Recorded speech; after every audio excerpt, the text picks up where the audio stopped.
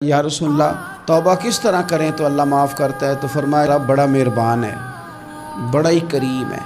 وہ تو کسی بندے کی اونٹنی اگر کبھی گم ہو جائے صحرا میں، اور اس طرح گم ہو کہ پیسے بھی اونٹنی پہ ہو، کھانا بھی اونٹنی پہ ہو، کپڑے بھی اونٹنی پہ ہوں، علاقہ بھی صحرا کا ہو، اور اس نے کسی ٹہنی کے ساتھ باندھی ہو، پھر وہ سو جائے، سو کے اٹھے تو اونٹنی غائب ہو۔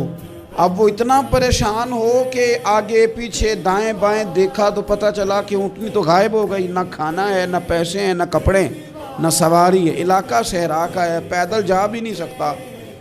تو فرمایا جس طرح وہ بیٹھ کر موت کا انتظار کرنے لگتا ہے، اور وہ منتظر تھا کہ اب موت ہی آئے گی، اب کوئی اور سہارا نہیں۔